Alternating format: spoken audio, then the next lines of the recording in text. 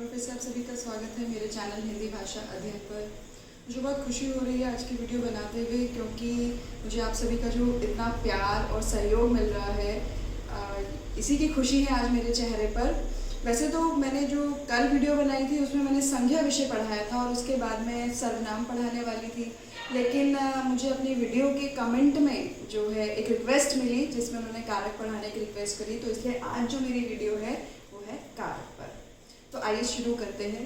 अब सबसे पहले हम जानें कि कारक होती क्या है, कारक क्या काम करते हैं। कारक जो है संज्ञा और सर्वनाम का संबंध वाक्य के बाकी हिस्से के साथ स्थापित करते हैं, मतलब संबंध स्थापित करते हैं। आप देखिए ना, वाक्य में बहुत सारे शब्द होते हैं, कोई संज्ञा है, कोई सर्वनाम है, विशेषण है, क्रिया है, कुछ ना कुछ शब्द जो है वो वाक्य में होते हैं। और कारक का मुख्य काम है उन बाकी शब्दों के बीच में उनका संबंध स्थापित करना, संज्ञा और सर्वनाम का संबंध स्थापित करना। अब कारक जो है मुख्यतः 8 प्रकार के हैं। 8 प्रकार, जिसमें हम शुरू करते हैं कर्ता, कर्म, करण, संप्रदान, अपदान, संबंध, अधिकरण और संबोधन। इन 8 कारकों की अपनी एक बिल्कुल अलग पहचान है। इनके विभक्ति चिन्ह बने हुए हैं। विभक्ति चिन्ह मतलब वो चिन्ह जो वाक्य में संज्ञा सर्वनाम के शब्दों को दूसरे शब्दों के साथ में जोड़ने का काम करते हैं।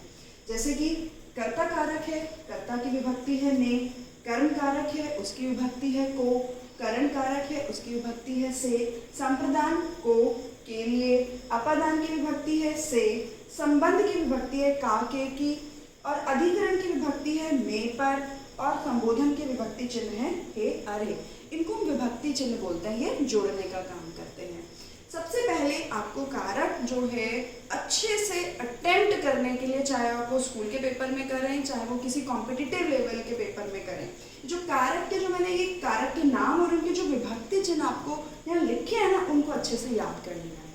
अपने दिमाग में बैठा लेना है कि कर्ता कारक है तो नहीं आएगा, कौन कौन से कारक हैं तो यही आएगा। अब यहाँ पर आप कुछ कारकों में देख रहे हैं, जैसे करण और अपादान में से आ रहा है। मैंने कुछ एक्सप्लेनेशन लिखी हुई है, नजदीकी और दूरी। और इसी तरह कर्म कारक और जो हमारा संप्रदान कारक है, इसमें भी को आ रहा है, यहाँ भी को आ रहा है। तो ये जो अंतर है ये मैं आपको अभी उदाहरण के माध्यम से समझाऊंगी। सबसे पहले हम आ जाते हैं कर्ता कारक पे। कर्ता कारक का जो विभक्ति चिन्ह होता है वो होता है ने। और कर्ता कारक की ये विशेषता है कि जब हम इसका उदाहरण लेते हैं तो ये ने जो है कई बार इसका लोप होता है। लोप मतलब ये आता भी है वाक्य में और कई बार बिना इसके प्रयोग के ही वाक्य का जो है निर्माण कर लिया जाता है, लेकिन ये अंडरस्टूड होता है कि यहाँ पर क्या है, कर्ता कारक है। जैसे मैंने पहला उदाहरण लिखा है यहाँ पर, राम ने पुस्तक पढ़ी। आप देख रहे हैं यहाँ पर ने विभक्ति आ गई।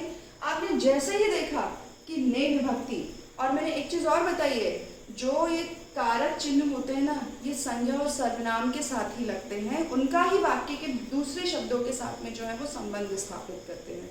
राम यहाँ संज्ञा शब्द है, संज्ञा पढ़ा चुकी हूँ इसलिए आपको भी बहुत अच्छे से समझ में आ रहा होगा कि कौन सा संज्ञा शब्द है।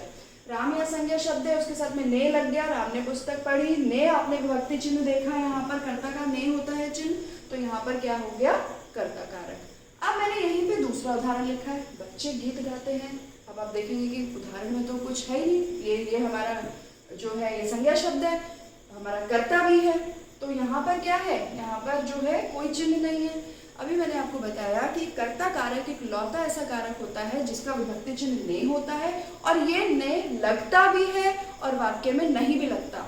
जहाँ पर आपको एक वाक्य ऐसा दिखे कि आप पूरा वाक्य आपने पढ़ लिया और आपको कहीं पर भी जो है कोई विभक्ति चिन्ह नहीं मिला, तो इसका मतलब सीधा सीधा क्या है, कर्ता कारक, या तो ने होगा या नहीं होगा। और बाकी के जितने 7 कारक हैं वो अपने विभक्ति चिन्ह के साथ ही प्रयोग होंगे। अगर विभक्ति चिन्ह है इसका मतलब है कि कर्ता कारक, जो भी कारक है वो विभक्ति चिन्ह के अनुसार ही है, अन्यथा नहीं है। लेकिन कर्ता कारक में ने का प्रयोग होता भी और नहीं होता, ये बहुत अच्छे से ध्यान रखेंगे आप लोग। अब मेरा दूसरा कारक है कर्म कारक। कर्म कारक का विभक्ति चिन्ह है को विभक्ति चिन्ह है। और अब मैं इसका उदाहरण लेती हूँ, राम ने रावण को मारा। अब आप ये देखेंगे कि बीच में ये ने भी आ गया, तो आप कंफ्यूज होंगे थोड़ा सा। तो वाक्य में ये जरूरी नहीं है कि केवल एक ही कारक का प्रयोग हो, क्योंकि वाक्य में जरूरी नहीं है कि एक ही संज्ञा शब्द का प्रयोग हो। एक से ज़्यादा संज्ञा सर्वनाम शब्दों का प्रयोग हो सकता है।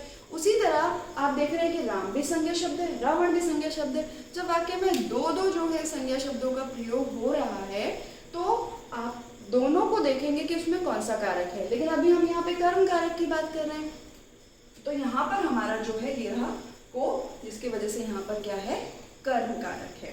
अब आप जो है पेपर के सोचेंगे, पेपर में अगर ऐसा हो तो हम क्या करेंगे, जब आपको पेपर में क्वेश्चन आएगा तो आप दो, आपको अगर कारक दिख रहे हैं तो आप दोनों का नाम लिखेंगे, क्योंकि दोनों ही कारक वहाँ उपस्थित है। या तो कई बार क्या होता है पेपर में ना आपको अंडरलाइन करके दे देते हैं। सपोज मैं यहाँ पर अंडरलाइन कर देती हूँ और फिर आपसे पूछती हूँ वाक्य में कारक भेद बताइए, तो आपको साफ साफ पता चल रहा है कि हमें ने तो देखना ही नहीं है, हमें क्या देखना है, हमें रावण देखना है। और रावण के साथ में कौन सा विभक्ति चिन्ह लगा है, को, तो उसके अनुसार क्या हुआ हमारा कर्म कारक। तो ये चीज आपको बहुत अच्छे से ध्यान रखनी है कि जिस पर अंडरलाइन है, और जब अंडरलाइन नहीं करके दिया हुआ सेंटेंस में आपको दिख रहा है कि हाँ तो दो कारक चिन्ह है, तो आप दोनों का नाम लिखेंगे कि यहाँ पर कर्ता कारक भी, कॉमा डाल के कर्म कारक भी। इस बात का बहुत अच्छे से ध्यान रखेंगे। एक और उदाहरण लेते हैं, पुलिस ने चोर को पकड़ा। यहाँ पर भी जो है आप देख रहे हैं कर्ता कारक भी आ रहा है। सपोज मैं अंडरलाइन कर देती हूँ चोर, तो यहाँ पर कर्म कारक। अब हमारा अगला कारक है करण कारक, और ब्रैकेट में मैंने एक लिखा है नजदीकी शब्द। नजदीकी शब्द आप देख रहे हैं जहाँ पर नजदीकी का बोध हो। अभी मैं इसके अंतर को अपादान के साथ में आपको समझाऊंगी, तब आप बहुत अच्छे से समझेंगे। पहले हम इसका उदाहरण देख लेते हैं। मोहन कलम से लिखता है। आप देख रहे हैं यहाँ पर विभक्ति चिन्ह, आपने देखा से, और ये आ गया करण कारक। अगला उदाहरण है श्यामा चाकू से फल काटती है। ये से, ये आ गया करण कारक। अब दोनों में जो है से का प्रयोग है, ऑब्वियसली जो है करण कारक में से आता है, इसलिए यहाँ पर करण कारक। लेकिन जो नजदीकी वर्ड लिखा है ना, इस नजदीकी शब्द को समझिए कि मोहन कलम से लिखता है। जब हम कलम से लिखेंगे तो किसी ना किसी चीज पर लिखेंगे, कागज है या हमारी किताब है या कुछ भी लिखने के लिए बोर्ड है, तो लिखा जा रहा है, तो पेन और जिस चीज पर लिखा जा रहा है उसका एक नजदीकी का रिश्ता है। अब जैसे मैं भी बोर्ड पर लिख रही हूँ, कुछ भी लिख रही हूँ, तो इस बोर्ड का और इस पेन का क्या है, एक नजदीकी का रिश्ता है। बिल्कुल दोनों आपस में जब एक दूसरे से नजदीक आए तो तब जो है वो कार्य हुआ। अब इसके बाद जो है जैसे श्यामा चाकू से फल काटती है। अब उसमें चाकू, जब चाकू और फल दोनों एक दूसरे के नजदीक आएंगे तभी तो जो है चाकू से फल कटेगा, तभी तो कटेगा। तो यहाँ पर जो है नजदीकी का बोध होता है कि जो भी कार्य हो रहा है वो दो कार्यों के बीच, दो कामों के, दो चीजों के बीच में नजदीकी का बोध होता है, तभी क्या होता है यहाँ पर करण कारक। अब अगला है संप्रदान कारक। संप्रदान कारक, इसमें भी को और के लिए। अब हम इसके अंतर को समझेंगे, कर्म कारक और संप्रदान कारक के अंतर को समझेंगे। दोनों में को का प्रयोग होता है, संप्रदान में कई बार के लिए का प्रयोग भी हो जाता है। तो गरीबों को भोजन दो, यहाँ पर आप देखिए को आ गया। और दूसरा उदाहरण है माँ ने बच्चे को खाना खिलाया। अब यहाँ पर फिर से जो है ने भी आ गया, लेकिन मैंने आपको फिर से बता दिया है कि वाक्य में अगर दो कर्ता का जो कारक चिन्ह आ रहे हैं तो आप दोनों का नाम लिखेंगे, जब तक आपको अंडरलाइन करके ना दिया गया होगा कि किसका कारक बताना है। अगर अंडरलाइन किया है तो आपको उसी का कारक बताना है। तो यहाँ पर माँ ने बच्चे को भोजन दिया, दोनों आपने को देख लिए और संप्रदान कारक का यहाँ पर को आ गया। लेकिन अब आप इस कर्म कारक और इस संप्रदान कारक के को की पहचान कैसे करेंगे? ये पहचान कैसे होगी? जब हम कर्म कारक में कोई भी कार्य जो किया जाता है, कोई भी व्यक्ति जो कार्य कर रहा है वो उसकी ड्यूटी होती है, उसका कर्तव्य होता है। राम ने रावण को मारा, राम का कर्तव्य था कि वो रावण का जो है वो वध करे। और पुलिस ने चोर को पकड़ा, पुलिस का कर्तव्य है कि वो चोर को पकड़े या जो भी उनका कर्तव्य है वो कर्तव्य को निभाए। जैसे अध्यापक ने बच्चों को पढ़ाया, तो अध्यापक का कर्म है पढ़ाना, तो वो उनको पढ़ाएंगे। लेकिन जब संप्रदान में कोई भी कार्य किया जाता है तो वो कार्य कैसे किया जाता है कि वो जरूरी नहीं है कि वही व्यक्ति उस कार्य को करे, वो कार्य कोई भी कर सकता है। जैसे गरीबों को भोजन दो, कोई भी भोजन दे सकता है। एक पार्टिकुलरली वहां पर ड्यूटी नहीं होती है, कर्तव्य नहीं होता है, वो एक साधारण सी बात है कि कोई भी गरीबों को भोजन दे सकता है। लेकिन पुलिस को मतलब चोर को कोई भी नहीं पकड़ सकता, पुलिस का कार्य है। उसके अलावा माँ ने बच्चे को खाना खिलाया।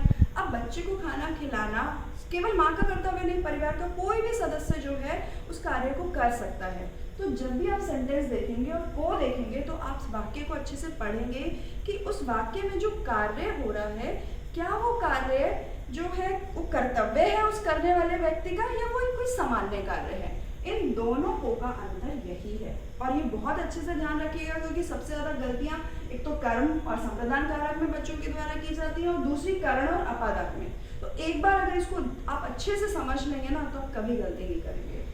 दूसरा है, अगला कारक है हमारा अपादान कारक। अब इस अपादान और इस करण दोनों में हमें से दिख रहा है, लेकिन यहाँ नजदीकी और यहाँ दूरी। पहले उदाहरण देखते हैं। पेड़ से पत्ता गिरा, ठीक है, आपने देखा यहाँ से आ गया अपादान कारक। राम साइकिल से गिर गया, से आ गया तो क्या हो गया, अपादान कारक। अब देखिए, मैंने करण कारक में तो आपको नजदीकी का बता दिया कि दो कार्यों के बीच में, दो चीजों के बीच में नजदीकी का बोध होना, और अपादान कारक दूरी का बोध होना। पेड़ से पत्ता गिरा, पेड़ से पत्ता गिर के अलग हो गया तो दूरी का बोध हो रहा है। राम साइकिल से गिर गया, वो साइकिल के ऊपर था लेकिन वो गिरकर साइकिल से अलग हो गया तो दूरी का बोध हो रहा है। तो ऐसे ही जब करण कारक और अपादान कारक में आप दोनों, आप से देखेंगे वाक्य में, तो से देखते हुए आपको वाक्य पढ़ना है कि आपको दो चीज़ों में या दो लोगों में या दो सामानों में, वस्तुओं में, किसी भी चीज़ में अगर नज़दीकी का बोध हो रहा है तो करण कारक, और दूरी का बोध हो रहा है तो अपादान कारक। ये बहुत अच्छे से याद रखिएगा। अगला कारक है हमारा संबंध कारक। संबंध कारक, इसमें का, के, की ये चिन्ह आ जाते हैं और कई बार इसमें जो है रा, रे और री भी आ जाता है, ना, ने और नी भी आ जाता है। ये जो है संबंध कारक के जो है ये विभक्ति चिन्ह है, जिसमें आप सीधा सीधा वाक्य में देखेंगे कि इन का, के, की का प्रयोग है तो सीधा सीधा आपका संबंध कारक है। जैसे रीना रोहित की छोटी बहन है, तो ये की क्या है, यहाँ पर की आ गया, आपको पता है, देखिए यहाँ संबंध कारक में की है तो ये है संबंध कारक। अगला है, यह है पेन राम का है, आपने देखा का आ गया तो क्या हो गया, संबंध कारक, क्योंकि संबंध कारक किसी और से मिलता जुलता नहीं है तो इसलिए इसके आपने विभक्ति चिन्ह आप सीधे सीधे देखेंगे और विभक्ति चिन्ह के अनुसार ही जो है वो कारक है। इसके बाद है अधिकरण कारक। अब अधिकरण कारक में क्या आता है, में और पर।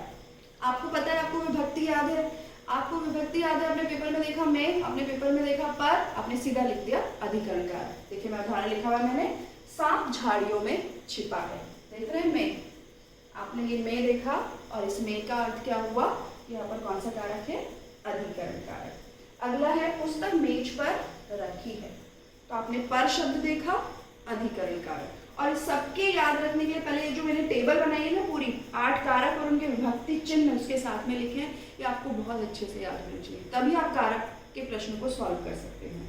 अगला है संबोधन कारक, हे, अरे।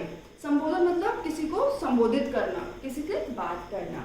जैसे अरे मोहन तुम कहाँ जा रहे हो, तो यहाँ पर वो पूछ रहे हैं, संबोधन कर रहे हैं, किसी से बात कर रहे हैं सीधा सीधा कि मोहन तुम कहाँ जा रहे हो, तो आपने अरे देखा, आगे संबोधन कारक। अगला है, हे राम तुमने सब गिरा दिया, कि तुमने सब चीजें जो है वो गिरा दी, तो आप संबोधित कर कर जो है उससे बात कर रहे हो, तो ये हो गया संबोधन कारक। तो आज के लिए इस वीडियो में इतना ही, लेकिन जो भी चीज़ें अगर आपको फिर भी मुझे लगता है कि अगर आपको लगता है कि समझ में नहीं आई हैं तो वो कमेंट में ज़रूर लिखें, ताकि मैं फिर से जो है कुछ ना कुछ आपके लिए वीडियो बनाकर उनको समझा सकूं। और इसी तरह से मेरे चैनल को जो है लाइक एंड सब्सक्राइब करते रहिए और